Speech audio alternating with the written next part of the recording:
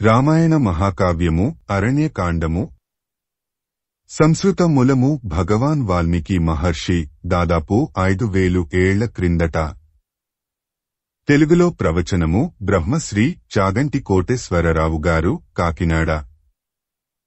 ప్రవచన స్థలము దక్షిణాంనాయ శ్రీశృంగేరి పీఠాధీశ్వరులు జగద్గురువులు శ్రీ శ్రీ శ్రీ భారతి తీర్థ మహాస్వాముల వారి దివ్యానుగ్రహ ఆశీస్సులతో బ్రహ్మశ్రీ చాగంటి కోటేశ్వరరావు గారిచే శ్రీ శారదా పరమేశ్వరి దేవస్థానం, సంపత్ నగర్, గుంటూరునందు జరిగిన సంపూర్ణ శ్రీ రామాయణం ప్రవచనములు 42 రోజుల పాటు ఏప్రిల్ 10, 2009 నుండి మే 22, 2009 వరకు విజయవంతముగా జరిగాయి. తెలుగు ప్రవచనమును అక్షర రూపములో పొందుపరిచిన వారు బి. చెన్నకేశవ కుమార్ గారు, హైదరాబాదు. చిత్రలేఖనము అనేక సేకరణలు. వీడియో చేసినవారు కంచి త్యాగరాజులు, 2024వ సంవత్సరము. జటాయువునితో కలిసి పంచవటికి వెళుతున్న సీతారామలక్ష్మణులు. అరణ్య మార్గములో సేదతీరుతున్న సీతారామలక్ష్మణులు. పంచవటిలో నివాస యోగ్యమైన ప్రదేశము కొరకే రామలక్ష్మణుల అన్వేషణ. అప్పుడు రాముడు లక్ష్మణుడి చెయ్యి పట్టుకుని తీసుకెళ్లి, లక్ష్మణ, ఇక్కడ ఆశ్రమాన్ని నిర్మించినట్టయితే చాలా బావుంటుంది. మనం ఎక్కడ ఆశ్రమాన్ని నిర్మించుకోవాలని అగస్త్య మహర్షి మనసులో కోరుకున్నారో ఇది అటువంటి రమ్యమైన ప్రదేశం. ఇక్కడ ఆశ్రమాన్ని నిర్మించుకుంటే గలగలా పారే గోదావరి కనబడుతుంది. దూరంగా పెద్ద పెద్ద పర్వతాలు కనబడతాయి. ఆ పర్వత చర్యల మీద విహరించే అనేక మృగాల గుంపులు కనబడతాయి. హంసలు, కారణవములు మొదలైన జలపక్షులు కనబడుతుంటాయి. ఈ ప్రాంతం చాలా అందంగా పనస, పున్నాగ, నేరేడు, మామిడి మొదలైన దేవతా వృక్షములతో శోభితమై అలరాడుతోంది. అగస్త్యుడు మనల్ని ఉండమని చెప్పిన ప్రదేశం ఇదేనని నాకు అనిపిస్తోంది. అందుకని లక్ష్మణ, నువ్వు ఇక్కడ పర్ణశాలని నిర్మించు అన్నాడు. ఉత్సాహంతో లక్ష్మణుడు భూమిని తవ్వి, మట్టిని తీసి, నీరు పోసి, ముద్దని చేసి పెద్ద పెద్ద రాటలు తెచ్చి పాతాడు. వాటి మధ్య మట్టితో అందమైన గోడలు కట్టాడు. దానిమీద అడ్డుకర్రలు వేశాడు. వాటిమీద జమ్మి మొదలైన కర్రలు, దర్భ గడ్డి వేసి పందిరి నిర్మించి చక్కని పర్ణశాలని నిర్మించాడు. తరువాత గోదావరి తీరానికి వెళ్లి స్నానం చేసి కొన్ని నీళ్లని, పండ్లని, పుష్పాలని తీసుకుని వచ్చి కొత్త ఇంటిలోకి ప్రవేశించే ముందు చేసేటటువంటి శాంతి కర్మలన్నిటినీ నిర్వహించి సీతారాముల దగ్గరికి వెళ్లి చేతులు కట్టుకొని, అన్నయ్య, నువ్వు చెప్పినట్టే పర్ణశాల నిర్మాణం చేశాను. వదినతో కలిసి నువ్వు ఒక్కసారి లోపలికి వెళ్లి బావుందో లేదో చెప్తే నేను సంతోషిస్తాను అని అన్నాడు. ఆ పర్ణశాల నిర్మాణం తాను ఒక్కడినే చేస్తున్నానని లక్ష్మణుడి ఆనందం భగవంతుడికి సేవ చేయడంలో తన కష్టాన్ని కూడా మరిచిపోయి చేస్తాడు. అదే ఆయన లక్ష్మి. అందుకనే వశిష్ఠుడు ఆయనకి లక్ష్మణ అని పేరు పెట్టారు. ప్రీతో అస్మితే మహత్కర్మత్వయా కృతం ఇదం ప్రభో ప్రదేయో యన్నిమిత్తం తే పరిష్వంగో మయా కృతః. ఆ పర్ణశాలని చూసిన రాముడు, ఏమీ పని చేశావయ్యా, నువ్వు చేసిన ఈ పనికి నేను నీకు ఏమి ఇవ్వగలను, నేను ఇవ్వగలిగిన కానుక ఏంటో తెలుసా అని లక్ష్మణుడిని రాముడు గట్టిగా కౌగలించుకుని, లక్ష్మణ, నువ్వు నాతో భావము చేత, కృతజ్ఞత చేత, ధర్మము చేత నాకు తమ్ముడివి కాదయ్యా, నువ్వు నాకు తండ్రివి. దశరథ మహారాజు గారు వెళ్లిపోలేదు, నీ రూపంలో నా దగ్గరే ఉన్నారు. నేను ఎంత అదృష్టవంతుడిని అన్నాడు. అలా వారు ఆ పంచవటిలో రోజూ చెయ్యవలసిన కార్యములను చక్కగా చేసుకుంటూ, వచ్చిన ఋషులతో భగవత్ సంబంధమైన విషయముల మీద చర్చిస్తూ, తెచ్చుకున్న కందమూలాలను తింటూ చాలా సంతోషంగా కాలం గడపసాగారు. కొంతకాలానికి హేమంత ఋతువు వచ్చింది. అప్పుడు రాముడు ఉదయాన్నే నదిలో స్నానం చేయుటకు బయలుదేరాడు. రాముడి వెనకాల సీతమ్మ, లక్ష్మణుడు వెళ్లారు. నదిలో స్నానం చేస్తున్న రాముడితో లక్ష్మణుడు, అన్నయ్య, నీకు చాలా ఇష్టమైన కాలం వచ్చింది. ఈ కాలములో మంచు బాగా పడుతుంది. ఈ ఋతువులో జనాలందరికీ నీటిని చూస్తే స్నానాదులు చేయుటకు భయమేస్తుంది. సూర్యుడిని చూస్తే ఆనందిస్తారు. అసలు నీటిని చూస్తేనే ఒళ్ళు గడ్డ కట్టేస్తుంది. నవ ఆగ్రేణ పూజాభిర్ అభ్యర్చ్య పితృదేవతాః. ఈ ఋతువులో పంటలు ఇంటికి చేరుతాయి కనుక అందరూ తమ పితృదేవతలకి నవాగ్రయణ పూజలు చేస్తారు. ఈ సమయంలో పశువులు పాలు బాగా ఇస్తాయి. పాడి పంట చేతికి రావడంతో పల్లెల్లో అందరూ చాలా సంతోషంగా ఉంటారు.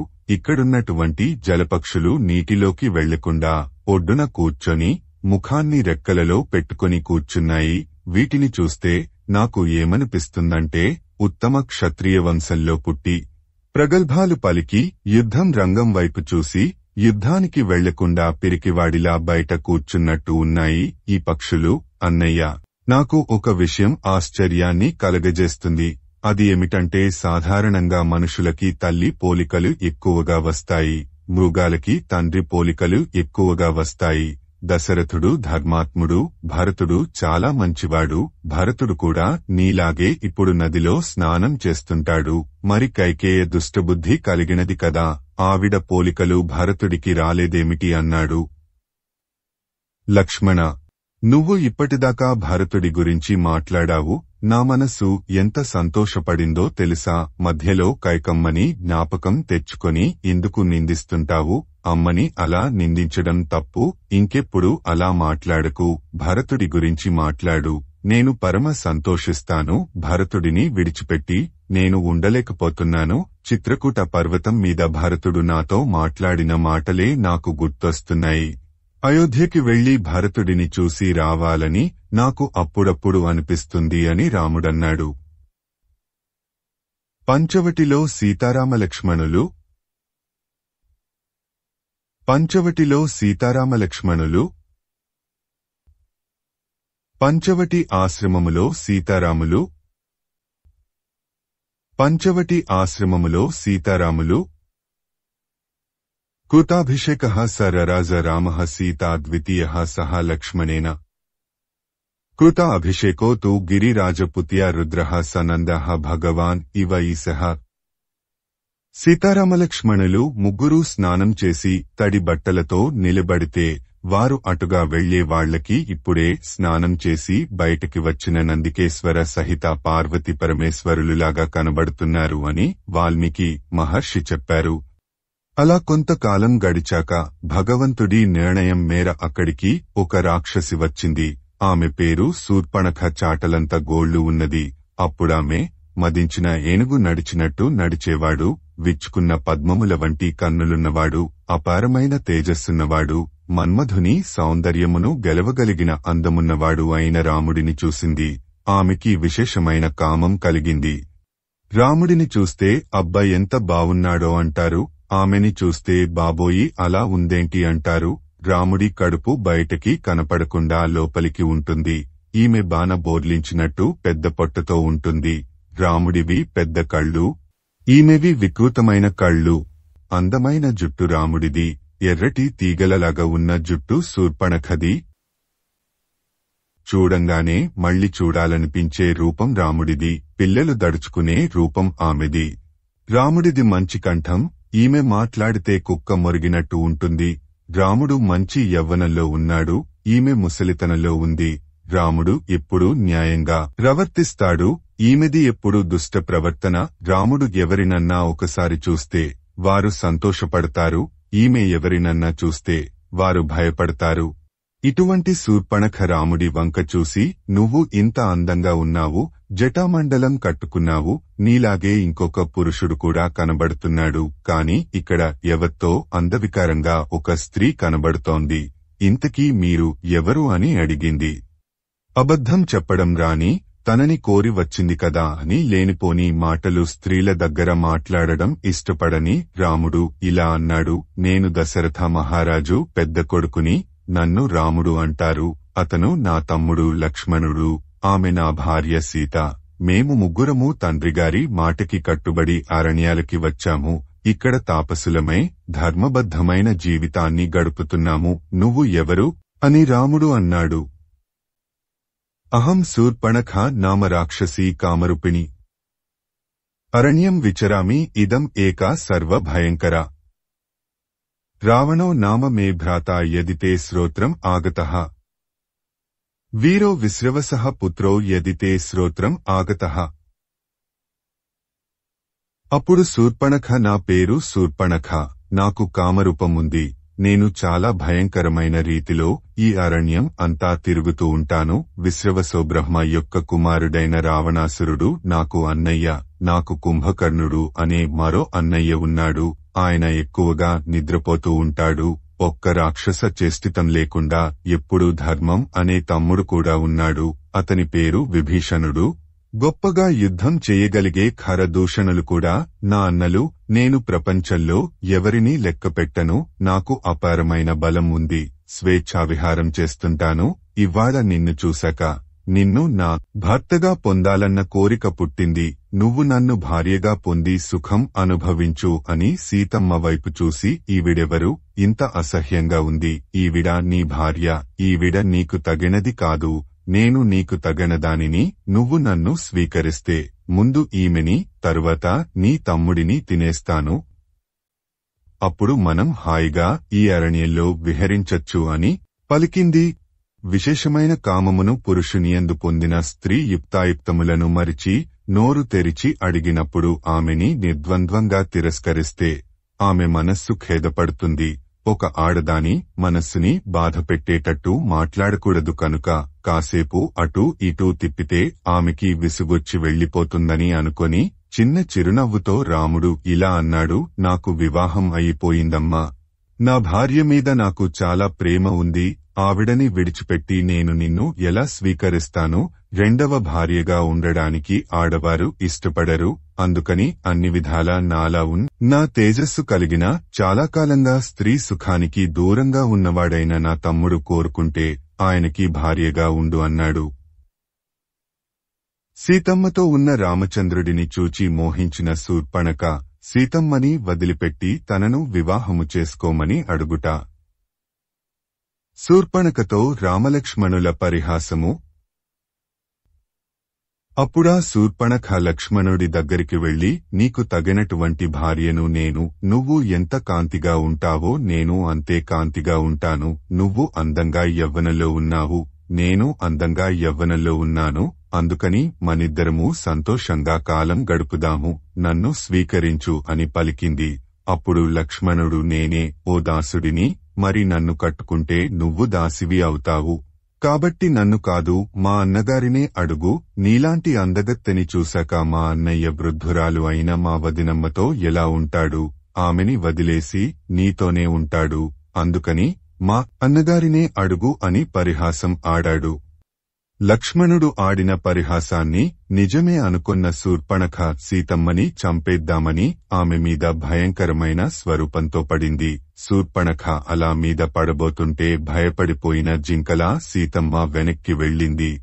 అప్పుడు రాముడు లక్ష్మణుడితో, చూశావా లక్ష్మణ, ఇలాంటి అనార్యురాలితో పరిహాసం ఆడకూడదు. నువ్వు చెప్పింది నిజమే అనుకొని ఆమె సీతని చంపేద్దామని అనుకొంది.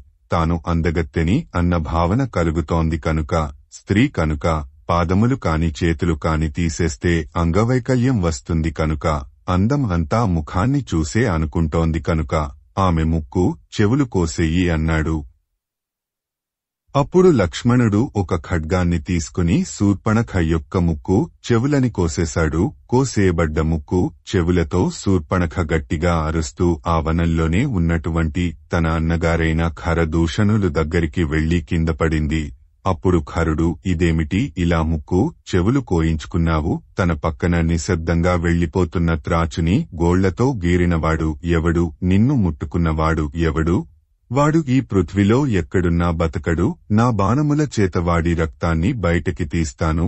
ఇప్పుడే చెప్పు, వాడు ఎక్కడున్నాడు అని అడిగాడు. అప్పుడా శూర్పణఖ ఇలా చెప్పింది, ఇక్కడికి దగ్గరలో ఇద్దరు అన్నదమ్ములు ఉన్నారు. నార చీరలు కట్టుకున్నారు. మంచి యవ్వనంలో ఉన్నారు. కందమూలాలు తింటూ తాపసులుగా ఉంటున్నారు. ధర్మంతో ప్రవర్తిస్తున్నారు. దశరథ మహారాజు కొడుకులమని చెప్పారు. వాళ్ల పేర్లు రామ లక్ష్మణులు. వాళ్లని చూస్తుంటే గంధర్వులు అనాలో రాజకుమారులు అనాలో నాకు తెలియడం లేదు. అంత అందంగా ఉన్నారు. వారు ఒక చక్కటి ఆశ్రమాన్ని నిర్మించుకుని అక్కడ ఉంటున్నారు. కాని వాళ్ల మధ్యలో ఒక అందమైన స్త్రీ ఉంది. ఆమె కారణంగానే నా ముక్కు చెవులు కోసేశారు. లక్ష్మణమూర్తి సీతమ్మకు హాని చేయబోయిన శూర్పణఖ ముక్కు చెవులు కోసి పంపుట. అన్నయ్య, నాకు ఒక్కటే కోరిక ఉంది. నువ్వు ఆ రాముడిని సంహరించాలి. ఆయనలో నుండి నురగతోటి బుడగలతోటి వేడి నెత్తురు బయటికి వస్తుంటే ఆ నెత్తురుని నా దోసిళ్లతో పట్టుకొని తాగాలని ఉంది. కనుక నా కోరిక తీరుస్తావా అని పలికింది. అయ్యయ్యో, నువ్వు కోరిక అడగడం నేను తీర్చకపోవడమా? తప్పకుండా తీరుస్తాను అని ఖరుడు అన్నాడు. తరువాత 14 మంది సైన్యాధిపతులని పిలిచి మీరు వెంటనే బయలుదేరి వెళ్ళండి. శూర్పణఖ మీకు ఒక ఆశ్రమానికి దారి చూపిస్తుంది. అక్కడ మీరు రామలక్ష్మణులు ఇద్దరినీ సంహరించండి. వాళ్లని చంపాక ఇక్కడికి తీసుకురండి. మా చెల్లి వాళ్ల రక్తాన్ని తాగుతుంది అన్నాడు. తాపసులైన ఆ రామలక్ష్మణులని చంపడం చాలా తేలికని భావించి ఆ 14 మంది పెద్ద పెద్ద కేకలు వేసుకుంటూ ఆశ్రమానికి చేరుకున్నారు. అప్పుడు శూర్పణఖ వాళ్లకి రామలక్ష్మణులని చూపించింది. వెంటనే ఈ 14 మంది శూలాలు, కత్తులు, పరిఘలు మొదలైన ఆయుధాలని పట్టుకొని రామలక్ష్మణుల మీదకి పరుగుతీశారు.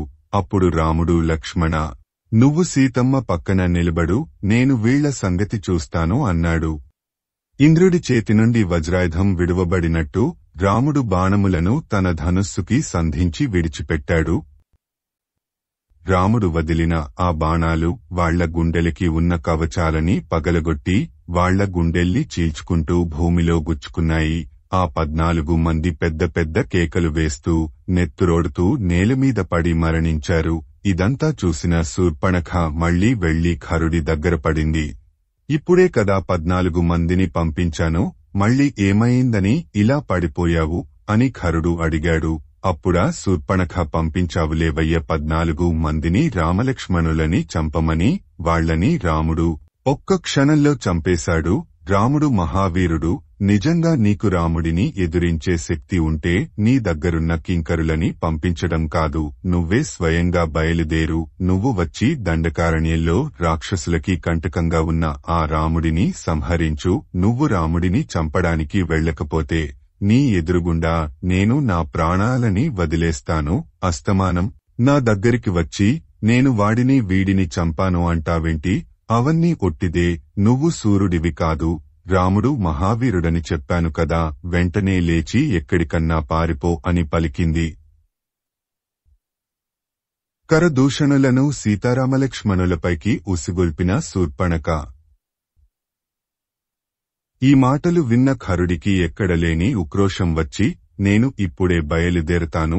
నా ఎదుట యుద్ధంలో దేవేంద్రుడే నిలబడ్డా సంహరిస్తాను. మృత్యుదేవతకి మృత్యువుని నేను కాని యుద్ధానికి వెళితే నా ముందు నిలబడగలిగేవాడు అంటూ ఎవడూ ఉండడు అని పలికి 14,000 మంది రాక్షసులతో కలిసి రామలక్ష్మణుల మీదకి యుద్ధానికి బయలుదేరాడు. ఆ ఖరుడు బంగారంతో చేయబడ్డ రథం ఎక్కి బయలుదేరాడు. అప్పుడు గాడిద రంగులో ఉన్నటువంటి మేఘాలు ఆకాశంలో వచ్చి ఎర్రటి నీటిని వర్షించాయి. ఆయన రథాన్ని నడుపుతున్న గుర్రాలు చాలా సమతలంగా ఉన్నటువంటి ఆ దారిలో తొట్రుపడి ముందుకి పడిపోయి పైకి లేచి నడిచాయి. ఆకాశంలో సూర్యుడి చుట్టూ నలుపెరుపు రంగుల వలయం ఏర్పడింది. ఒక గ్రద్ద ఎగురుతూ వచ్చి ఆయన ధ్వజం మీద వాలి వెళ్లిపోయింది. దిక్కులన్నీ అకారణంగా చీకటితో నిండిపోయాయి. నక్కలు నోట్లో నుండి అగ్నిని కక్కుతూ ఎదురుగా వచ్చి పెద్దగా ఏడిచాయి. ఇన్ని దుశ్శకునాలు ఎదురొచ్చినా ఆ ఖరుడు వాటిని లెక్కపెట్టకుండా ముందుకు వెళ్లాడు. ఆ ఖరుడి చుట్టూ 12 మంది రాక్షస సేనానులు నిల్చున్నారు. వాడితో పాటు దూషణుడు, త్రిశిరస్కుడు, ప్రమాథి, స్థూలాక్షుడు, మహాకపాలుడు మొదలైన భయంకరమైన రాక్షసులు కూడా బయలుదేరారు. అటుపక్క రాముని ఆశ్రమంలో పక్షులు చిత్రవిచిత్రమైన కూతలు కూస్తున్నాయి. భూమి ఒక్కసారి కంపించింది. అలా కంపించడం వలన బంగారు పిడి కలిగిన ధనస్సు ఎగిరి ఎగిరి పడుతోంది. బాణముల చుట్టూ ధూమం ఆవరించింది. అప్పుడు రాముడు లక్ష్మణుడిని పిలిచి, లక్ష్మణ, నిష్కారణంగా పర్ణశాలలో ఉన్న ధనుస్సు భూమి కంపించేసరికి ఎగిరి ఎగిరి పడుతోంది. అలాగే బాణముల చుట్టూ ధూమం ఆవహిస్తోంది. అంటే గొప్ప యుద్ధం వస్తోందని ధనుర్బాణములు ఆనందపడుతున్నాయి. దూరంగా పక్షి కూస్తోంది అంటే ఈ యుద్ధంలో జయాపజయాలు దైవనిర్ణయాలు. నా ఎడమ భుజం అదురుతోంది కనుక ఖచ్చితంగా మనం గెలుస్తామని అనుకుంటున్నాను. తస్మాత్ గృహీత్వా వైదేహీం శరపాణేః ధనుర్ధరః గుహాం ఆశ్రయశైలస్య దుర్గాం పాదపసంకులా. అందుకని లక్ష్మణ, నువ్వు వెంటనే ధనుర్బాణములని పట్టుకొని సీతని తీసుకొని ఎవరు చూసినా కూడా కనపడనంతగా చెట్లతో కప్పబడిన ఒక పర్వత గుహలోకి వెళ్ళిపో. నేను యుద్ధం చేస్తాను, నువ్వు నాతో సీతమ్మని తీసుకొని లోపలికి వెళ్ళిపో అనే మాటలు చెప్పమాకు. నువ్వు యుద్ధం చెయ్యలేవు అని కాదు, నువ్వు ఒక్కడివే వీళ్లని చంపగలవు, కాని వీళ్లతో యుద్ధం చెయ్యాలని నేను కోరుకుంటున్నాను. అంతేకాని నిన్ను తక్కువ చేసి చూడడం లేదు. నేను చెప్పింది విని తొందరగా సీతని తీసుకొని వెళ్ళిపో అన్నాడు.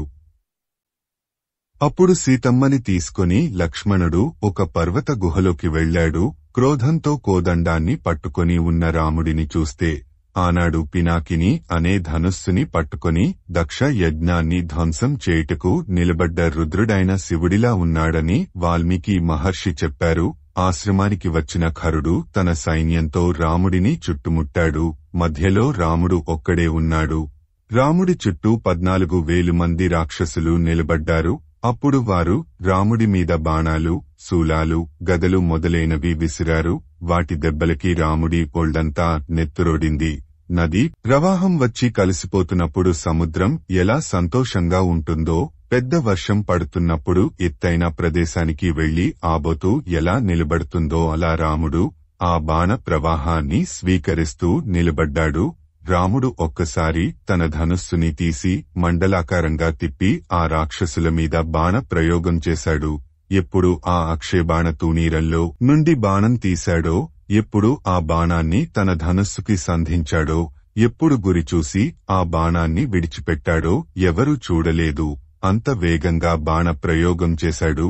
రాముడు ఒక్కడు నేలమీద నుండి యుద్ధం చేస్తుంటే దారుణంగా 14,000 మంది రాక్షసులు రథాలలో ఉండి రాముడితో యుద్ధం చేస్తున్నారని ఆకాశంలో దేవతలు, మునులు నిలబడి రాముడికి విజయం చేకూరాలని ఆశీర్వదించారు. ఆ యుద్ధానికి దిక్కులన్నీ కదిలిపోతున్నాయి, పర్వతాలు ప్రకంపించాయి, వన దేవతలు వనాన్ని విడిచి పారిపోయారు, క్రూర మృగాలు దిక్కులు పట్టి పారిపోయాయి. రాముడి బాణ పరంపరకి ఏనుగుల తొండాలు తెగిపోయాయి, గుర్రాల పాదములు రాలిపోయాయి, రాక్షసుల కంఠాలు నేలమీద పడ్డాయి, కొందరికి భుజాలు, కొందరికి పాదములు తెగిపోయాయి. రాముడు ఏకకాలంలో 13 బాణాలని వింటినారికి తొడిగి విడిచిపెట్టేవాడు. అలా ఆ 14,000 మంది రాక్షసులని రాముడు ఒక్కడే సంహరించాడు. 14,000 మంది రాక్షసులతో కలిసి రామలక్ష్మణుల మీదకి యుద్ధానికి బయలుదేరిన ఖరుడు రామయ్య ఆదేశముతో సంరక్షణ కొరకై లక్ష్మణమూర్తి సీతమ్మని ఒక పర్వత గుహలోనికి చేర్చుట. దూషణుడు ఆగ్రహంతో ఒక పరిఘని పట్టుకుని రాముడి మీదకి వచ్చాడు. అప్పుడు రాముడు వాడి 2 చేతులు నరికి ఒక దెబ్బ కొట్టాడు. రాముడు కొట్టిన దెబ్బకి ఆ దూషణుడు ఏనుగు పడిపోయినట్టు నేలమీద పడి మరణించాడు. ఇంకా ఆ యుద్ధరంగంలో ఖరుడు, త్రిశిరస్కుడు మాత్రమే మిగిలారు. ఖరుడి ఆజ్ఞ మేరకు త్రిశిరస్కుడు యుద్ధానికి వచ్చి రాముడి చేతిలో మరణించాడు. అప్పుడు ఖరుడు రాముడితో భయంకరమైన యుద్ధం చేశాడు. రాముడు వింటినారిలో బాణం తొడుగుతుంటే ఆ ఖరుడు అపారమైన వేగంతో తన రథంలో వచ్చి రాముడి పిడికిలి మీద కొట్టాడు. ఆ దెబ్బకి వింటినారి తెగిపోయి ఆ ధనుస్సు విరిగిపోయింది. అప్పుడా ఖరుడు అమితమైన వేగంతో రాముడి గుండెల మీద బాణాలని వేసేసరికి ఆయన కవచం చిట్లిపోయి కింద పడిపోయింది. అప్పుడాయన రాముడి గుండెల మీద బాణాలతో కొట్టాడు. ఆ దెబ్బలకి పర్వతాల నుండి సెలయేళ్లు పారినట్టు రాముడి గుండెల నుండి రక్తం కారింది.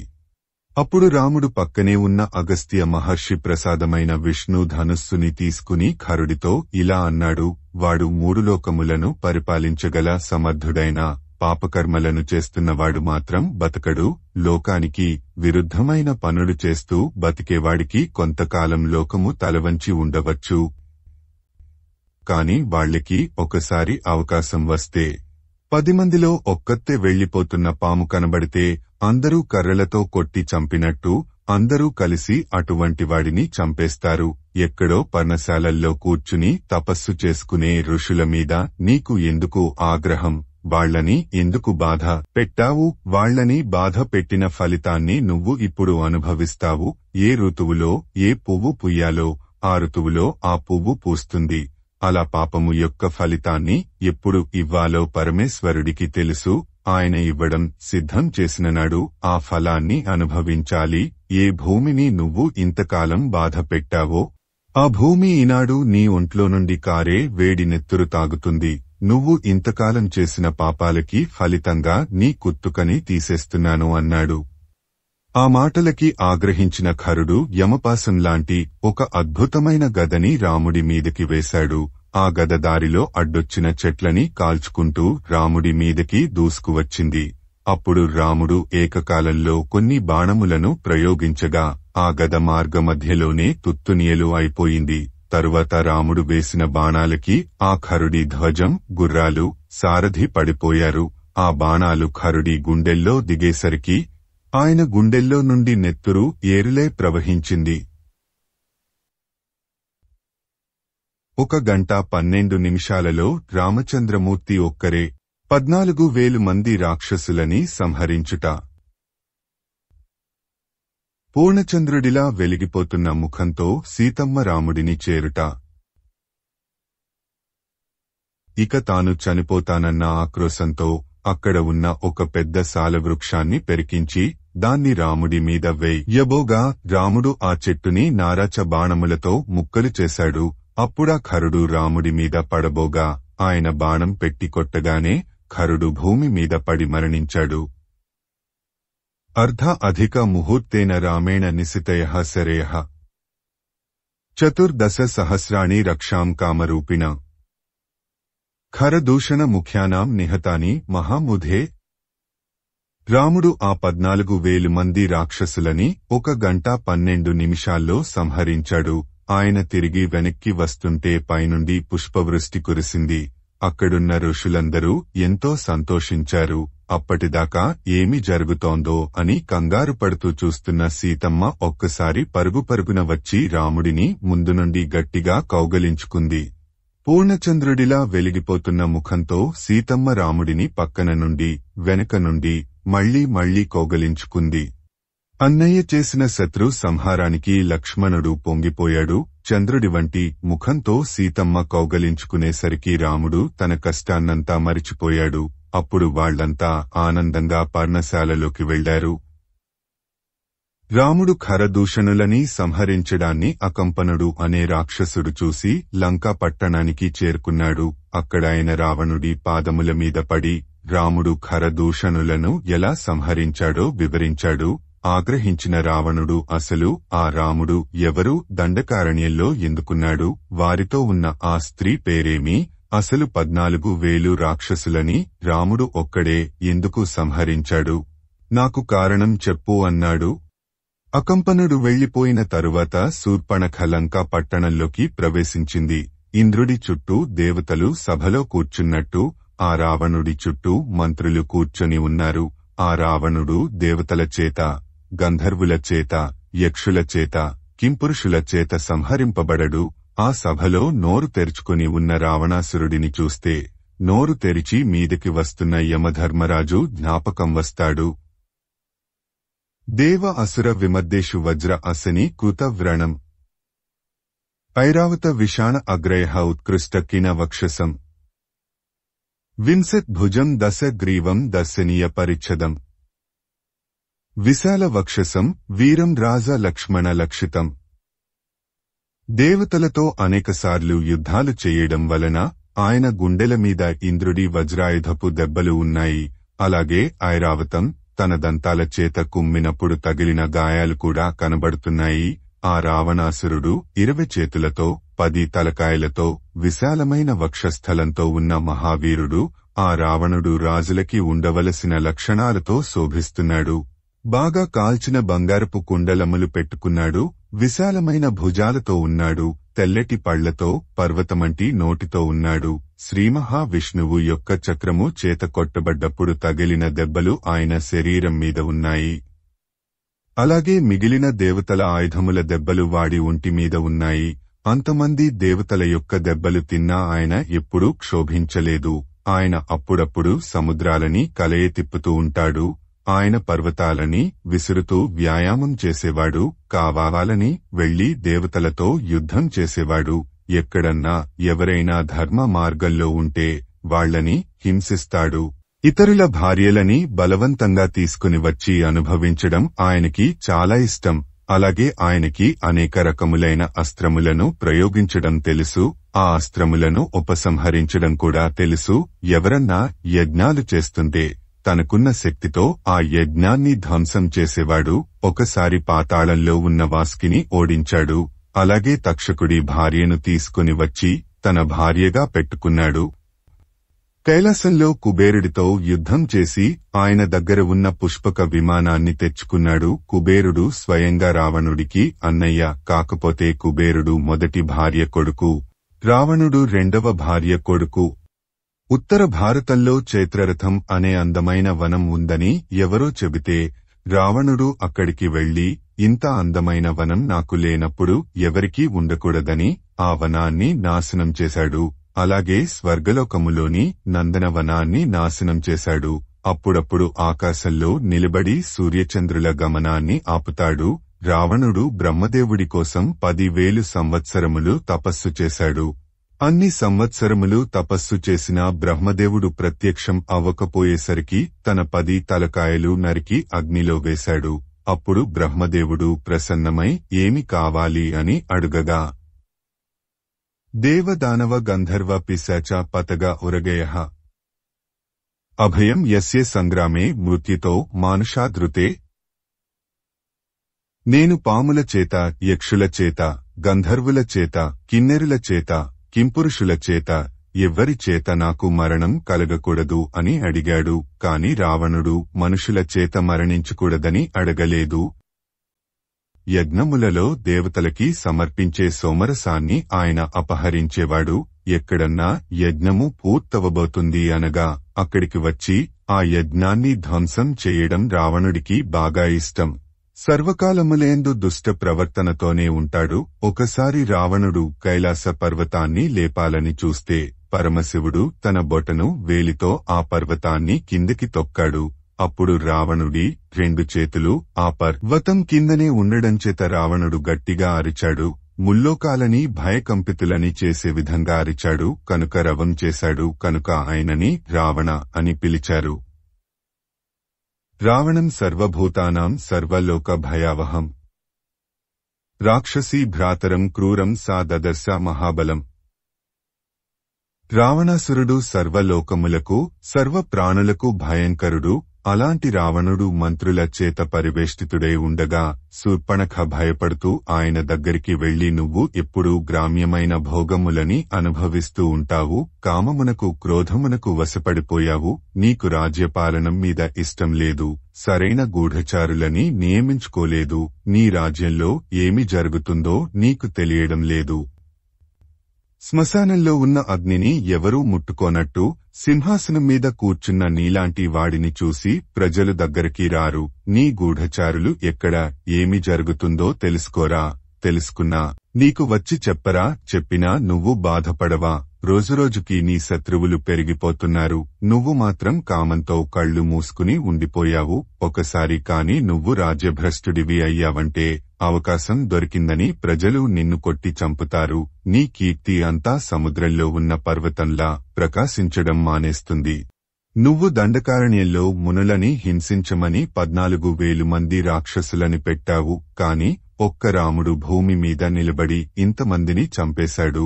ఇవన్నీ తెలుసుకోకుండా నీ ఇష్టం వచ్చినట్టు నువ్వు ప్రవర్తిస్తున్నావు. కొద్ది కాలంలోనే నీ పతనం ప్రారంభమవుతుంది అని పలికింది. శూర్పణఖ మాటలు విన్న రావణుడు అసలు ఆ రాముడు ఎవరు? అరణ్యానికి ఎందుకొచ్చాడు? ఆయన దగ్గర ఉండేటటువంటి ఆయుధములు ఏమిటి? రాక్షసులని ఎందుకు చంపాడు? నీ ముక్కు చెవులను ఎవరు కోశారు? నువ్వు చూసింది చూసినట్టు నాకు చెప్పు అన్నాడు. దీర్ఘబాహుః విశాలాక్షః చీరకృష్ణ అజిన అంబరః కందర్ప సమరూపః చ రామో దశరథ ఆత్మజః అప్పుడా శూర్పణఖ రాముడు పెద్ద పెద్ద చేతులతో విశాలమైన కన్నులతో మునులలాగా నారచీర కృష్ణాజినం వేసుకొని మన్మధుడిలా అందమైన రూపంతో ఉంటాడు. ఆయన దశరథ మహారాజు పెద్ద కుమారుడు. దేవేంద్రుడు పట్టుకున్నట్టు ధనుస్సుని పట్టుకొని నారాచ బాణములను సంధిస్తే అవి నోరు తెరుచుకొని విషం కక్కుతూ వస్తున్న మహా సర్పాలలాగా ఉంటాయి. రాముడు 14,000 మంది రాక్షసులని చంపుతున్నప్పుడు నేను అక్కడే ఉన్నాను. చంపినవాడు రాముడని నాకు తెలుసు. కాని రాముడు బాణం ఎప్పుడు తీశాడో, వింటినారికి ఎప్పుడు తొడిగాడో, ఎప్పుడు గురిచూసి వదిలాడో నేను చూడలేదు. కాని రాక్షసుల తలకాయలు టకటక తెగిపోవడం నేను చూశాను. రాముడు అంత తీవ్రమైన వేగంతో బాణప్రయోగం చేస్తాడు. రాముడితో గుణములయందు తేజస్సుయందు సమానమైనవాడు ఆయన తమ్ముడు లక్ష్మణుడు ఉన్నాడు. రామస్య దక్షిణే బాహుః నిత్యం ప్రాణో బహ్యః చరః. ఆ లక్ష్మణుడు రాముడికి కుడి భుజంలా బయట తిరుగుతున్న ప్రాణంలా సర్వకాలములయందు రాముడిని రక్షిస్తూ ఉంటాడు. రాముడి భార్య పేరు సీత. ఆమె పూర్ణ చంద్రబింబల్లా ఉంటుంది. విశాలమైన నేత్రములు కలిగి ఉంటుంది. నిరంతరం రాముడిని అపారమైన ప్రేమతో సేవిస్తూ ఉంటుంది. ఆమె నల్లటి జుట్టుతో ఉంటుంది. అందమైన ముక్కుతో, అందమైన స్వరూపంతో ఉంటుంది. ఎంతో కాంతివంతంగా ఉంటుంది. ఆవిడ సాక్షాత్తు ఇంకొక శ్రీలక్ష్మిలా ఉంటుంది. కాల్చి తీసిన బంగారంలా ఆవిడ శరీరం ఉంటుంది. ఎర్రటి రక్తం లోపలి నుండి కనబడుతున్నటువంటి తెల్లటి గోళ్లతో ఉంటుంది. పద్మం లాంటి ముఖంతో, సన్నటి నడుముతో ఉంటుంది. సీత గంధర్వులకి, యక్షులు, కిన్నెరులకి, దానవులకి చెందినది కాదు. ఆమె నరకాంత. కాని ఈ భూమండలలో నేను ఇప్పటివరకు అటువంటి సౌందర్యరాశిని చూడలేదు. సీత ఎవరిని గాఢాలింగనం చేసుకుంటుందో, ఎవడు సీతకి భర్త అని అనిపించుకుంటాడో వాడే 3 లోకములలో ఉన్న ఐశ్వర్యాన్ని పొందినవాడు. వాడు ఇంద్రుడితో సమానమైన కీర్తిని గడించినవాడు. నాకు ఆ సీతని చూడగానే ఈమె మా అన్నయ్యకి భార్య అయితే ఎంత బాగుంటుందో అనిపించింది. అందుకని నేను సీతని తేవడానికి ప్రయత్నిస్తే ఆ లక్ష్మణుడు నా ముక్కు చెవులు కోసేశాడు. అన్నయ్య, నువ్వు కాని సీతని చూస్తే మన్మథ బాణాలకి వశుడవైపోతావు. నిజంగా నీకు సీతని భార్యను చేసుకోవాలని ఉంటే ఇంకా ఆలోచించకుండా వెంటనే బయలుదేరు. నువ్వు సీతని నీదిగా అనుభవించు, అడొచ్చిన రాముడిని సంహరించు అని పలికింది. శూర్పణఖ సీతారామలక్ష్మణులపై ప్రతీకారము తీర్చుకొనుటకు రావణుడిని శరణు వేడుట. శూర్పణఖ మాటలు విన్న రావణుడు తన చుట్టూ కూర్చున్న మంత్రుల వంక చూసి, ఇక మీరు బయలుదేరండి అన్నాడు. అందరూ వెళ్లిపోయాక రావణుడు నిశ్శబ్దంగా వాహనశాలకి వెళ్లి సారథిని పిలిచి ఉత్తమమైన రథాన్ని సిద్ధం చెయ్యమన్నాడు. అప్పుడు రావణుడు బంగారంతో చెయ్యబడ్డ పిశాచాల వంటి ముఖాలు ఉన్న గాడిదలు కట్టిన రథాన్ని ఎక్కి సముద్ర మార్గం మీదుగా పయనమయ్యాడు. అలా వెళుతుండగా ఆయనకి ఒక పెద్ద వటవృక్షం కనబడింది. తన తల్లి అయిన వినతకి దాస్య విముక్తి చెయ్యడానికని గరుత్మంతుడు అమృతం తేవడానికి బయలుదేరే ముందు తన తండ్రి అయిన కశ్యపుడిని అడిగాడు. నేను ప్రయాణం చేసేటప్పుడు ఆకలి వేస్తుంది కదా, అప్పుడు ఆహారం ఎక్కడ దొరుకుతుంది అని.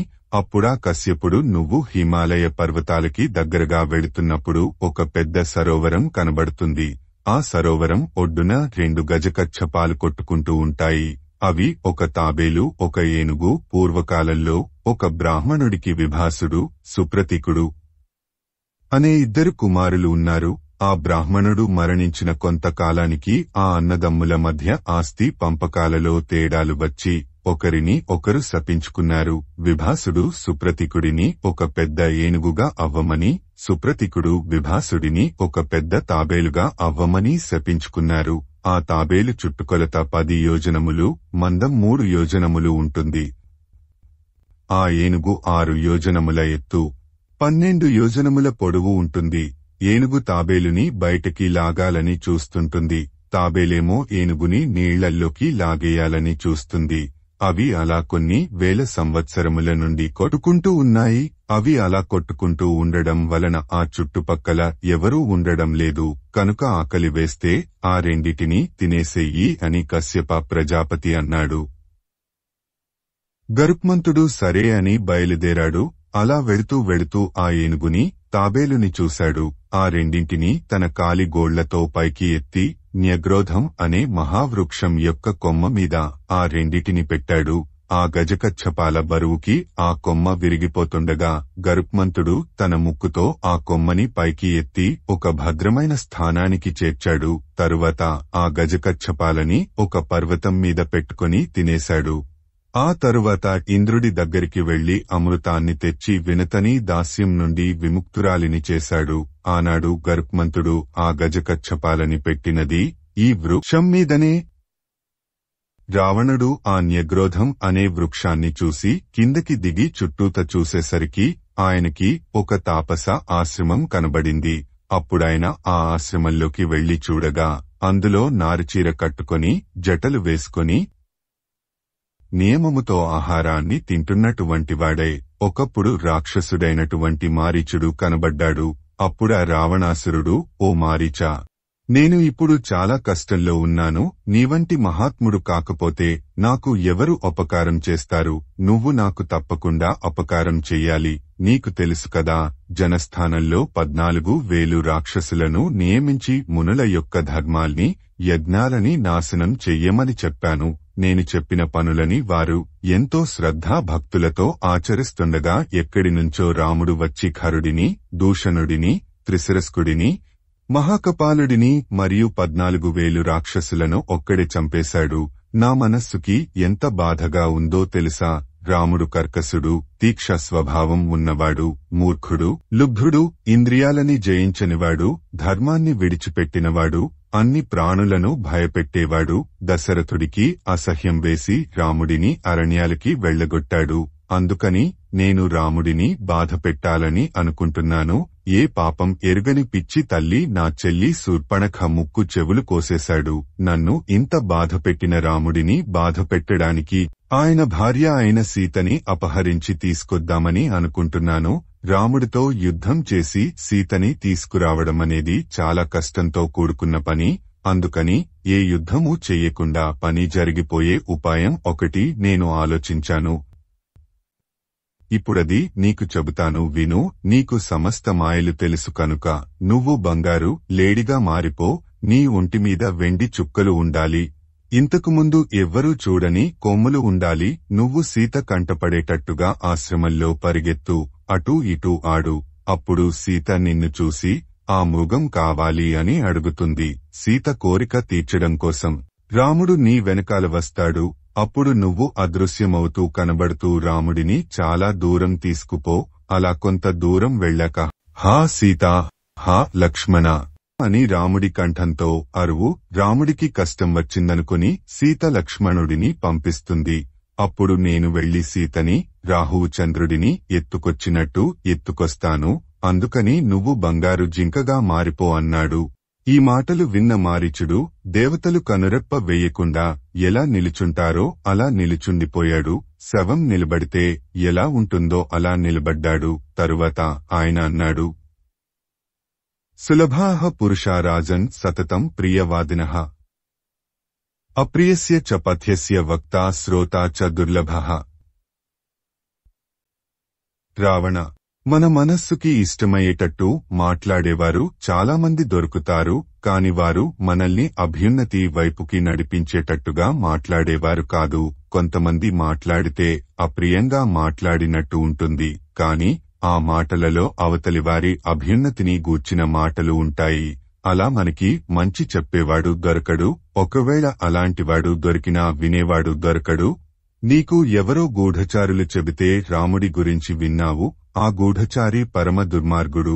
నీ మీద కక్షకట్టి నీ ప్రాణములు తీయాలని చూస్తున్నాడు. అందుకని నీకు అన్ని అసత్యములు చెప్పాడు. నువ్వు ఇప్పటిదాకా రాముడి గురించి చెప్పినవన్నీ అబద్ధాలు. రాముడు మహాధర్మాత్ముడు.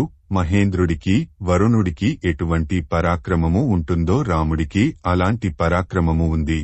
అందరూ వచ్చి రాజ్యం తీసుకో అని అడిగినా తన తండ్రిని సత్యమునందు నిలబెట్టడం కోసమని రాముడు అరణ్యాలకి వచ్చాడు. నీ మాటలు వింటుంటే నాకు ఒక అనుమానము వస్తుంది. సీతమ్మ మానవ స్త్రీ కాదు. నిన్ను చంపడానికని రాక్షస కులాన్ని నాశనం చెయ్యడానికని భూమి మీదకి వచ్చిన దేవతా స్త్రీ, నీకు పుట్టిన ఈ నీచమైన కోరిక వలన నువ్వు నశించిపోతావు, నీతో పాటుగా లంకా పట్టణం నశించిపోతుంది, రాక్షసులందరూ భూమి మీద పడి నశించిపోతారు, నీకు ఎవరో అబద్ధాలు చెప్పారు, ఆ మాటలు విని అన్నీ నీకు తెలుసనుకొని ఆ మాటలు ఇంకొకరికి చెబుతున్నావు. నువ్వు రాజువి, ఇంత చపలబుద్ధితో ఉండకూడదు. రామో విగ్రహవాన్ ధర్మః సాధుః సత్య పరాక్రమః రాజా సర్వస్య లోకస్య దేవానాం ఇవ వాసవః. ప్రపంచంలో ఉన్న ధర్మాన్ని తీసుకుని వచ్చి ఒకచోట పోసి దానికి ప్రాణం పోస్తే ఆయనే రాముడు, సత్యమే పరాక్రమముగా కలిగినవాడు. రాముడు ఈ లోకములన్నిటికీ రాజు. అటువంటి రాముడి జోలికి వెళితే నువ్వు నాశనమైపోతావు, నీకు తెలియక సీతమ్మని తీసుకొస్తాను అంటున్నావు.